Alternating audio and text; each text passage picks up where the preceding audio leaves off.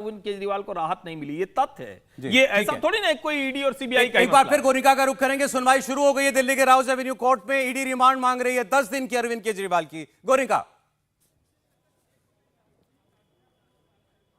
बिल्कुल सौरभ, सुनवाई शुरू हो गई है। एएसजी पहुंच चुके हैं और इसके अलावा अभिषेक मनु सिंघवी भी अब वहां पर मौजूद हैं।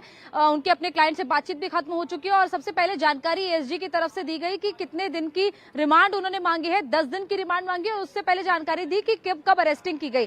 कल रात को 9 बजे उन्होंने अरेस्टिंग की थी ईडी ने अरविंद केजरीवाल की, और 24 घंटे के अंदर उनका कहना है कि उन्होंने अरविंद केजरीवाल को कोर्ट में प्रोड्यूस कर दिया है रिमांड के लिए। और रिमांड जो मांगी गई है वो 10 दिन की मांगी गई है। हालांकि 10 दिन की रिमांड मिलेगी या नहीं मिलेगी इसकी संभावनाएं बहुत कम होती है, क्योंकि पहले कोर्ट कम दिन की रिमांड देता है और उसके बाद देखता है कि इस पूरे मामले में आगे आपने पिछले कुछ दिनों में क्या किया, जितने दिन की आपने रिमांड ली है, और उसके बाद ही आगे रिमांड को फिर जब दोबारा एक्सटेंड करने के लिए आते हैं तब एक्सटेंड किया जाता है। लेकिन फिलहाल अभी ईडी की तरफ से 10 दिन की रिमांड मांगी गई है, जिसमें जाहिर तौर पर अब ईडी को अपना पक्ष रखना है कि क्यों 10 दिन की रिमांड उनको चाहिए। इन 10 दिनों में उनको क्या ऐसा हासिल करना है जो अरविंद केजरीवाल से अभी तक कुछ हो नहीं पाया, अरविंद केजरीवाल से कुछ पता नहीं चल पाया। जाहिर तौर पर सबसे पहला जो ग्राउंड रहेगा यही कि अरविंद केजरीवाल को सम्मन भेजे गए, वो सम्मन के दौरान पेश नहीं हुए, पूछताछ उनसे आज तक नहीं हो पाई है। कल जो 2 घंटे की पूछताछ हुई उस 2 घंटे में अरविंद केजरीवाल ने अब तक क्या बताया, आज सुबह से लेकर अब तक की जो अरविंद केजरीवाल से पूछताछ हुई उसमें उन्होंने क्या बताया, क्या उतने में वो सेटिस्फाई नहीं हो पाए,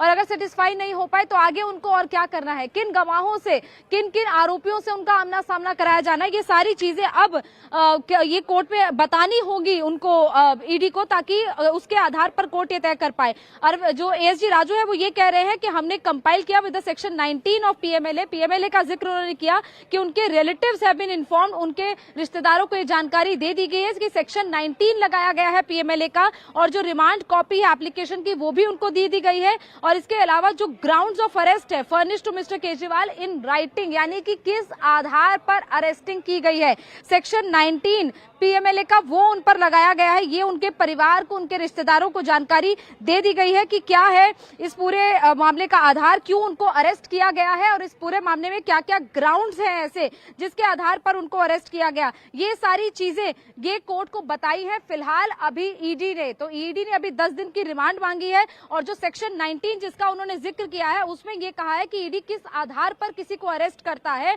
वो बेस्ड होता है उस मटेरियल पे जो कि उनके पोजेशन में होता है, यानी कि ईडी के पास और जिस शख्स को अरेस्ट किया है उसके पास से क्या मटेरियल मिला है उसके आधार पर वो अरेस्ट कर रहे हैं। इसके अलावा प्रोवाइड करते हैं एक reasonable basis to suspect that an individual has committed an offence punishable under the law. तो किस सेक्शन के अंडर अरविंद केजरीवाल को अरेस्ट किया गया है ये बताया है फिलहाल ईडी ने अरविंद केजरीवाल की अरेस्टिंग की वजह और किस सेक्शन के अंडर उनको अरेस्ट किया गया। इसके अलावा अब आगे की जो सुनवाई चल रही है, जो सब सेक्शन 2 है जिस पर ये कहा है ईडी ने कि उसका अगर कंसर्न है which requires the sending to the adjudicating authority that the sealed envelope copy of the order of the arrest we have compiled, यानी कि जिस अथॉरिटी को उन्होंने जो ऑर्डर का कॉपी देना था वो उन्होंने दे दिया है, वो भी उन्होंने कर लिया। यानी कि अभी वो सिर्फ कानूनी चीजें बता रहे हैं कि क्या क्या चीजें उन्होंने अब तक प्रोसीजर के हिसाब से फॉलो की है, क्योंकि एक सीएम को अरेस्ट किया है, किस आधार पर अरेस्ट किया, क्या सेक्शन आपने लगाया है,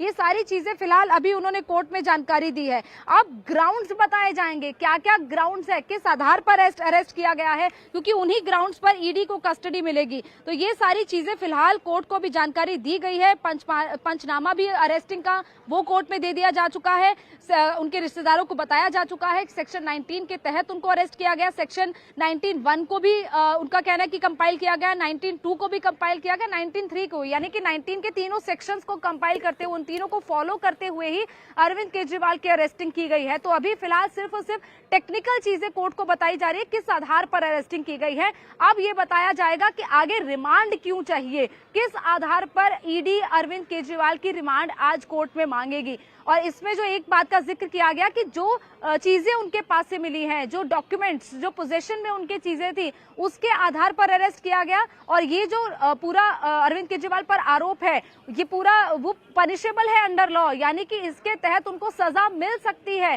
तो ये चीजें अभी फिलहाल कोर्ट में जो जानकारी एएसजी राजू की तरफ से कोर्ट में दी जा रही है, 10 दिन की रिमांड उनकी तरफ से मांगी जा रही है, और एक जजमेंट का रेफरेंस वो कोर्ट में दे रहे हैं। तो ये सुनवाई सौरभ लंबी चलने वाली है, क्योंकि ईडी अपना केस पूरी तरह स्ट्रांग रख के चलेगी। लगभग 1 से 1.5 घंटा ईडी ही अपनी दलीलें कोर्ट में रख सकती है, और उसके बाद जब अभिषेक मनु सिंघवी, अरविंद केजरीवाल के वकील उसका विरोध करेंगे रिमांड का, तब उनकी तरफ से भी जाहिर तौर पर लंबी दलीलें दी जाएंगी। तो ये आज लंबी सुनवाई जरूर होने वाली है। आज अगर इंतजार करना पड़ेगा, क्योंकि जब 2 से 3 घंटे अगर सुनवाई चलेगी, उसके बाद कोर्ट रिजर्व करेगा जजमेंट, और फिर लगभग आधा से 1 घंटा लगता है जजमेंट की कॉपी लिखवाने में। तो लगभग 3 से 4 घंटे आज इस सुनवाई में लग सकते हैं। लेकिन अभी जो सिर्फ और सिर्फ जिक्र किया जा रहा है वो सेक्शन 19 का किया जा रहा है, जिसके तहत अरविंद केजरीवाल को अरेस्ट किया गया है। जी हाँ, देखिए कोर्ट रूम के अंदर एएसजी राजू ने कहा है कि हमने अरविंद केजरीवाल को उनका ग्राउंड ऑफ अरेस्ट बता दिया था कि हम उन्हें क्यों गिरफ्तार कर रहे हैं, ये उनको बता दिया गया था, और 24 घंटे के अंदर अंदर उनको पेश कर दिया गया है।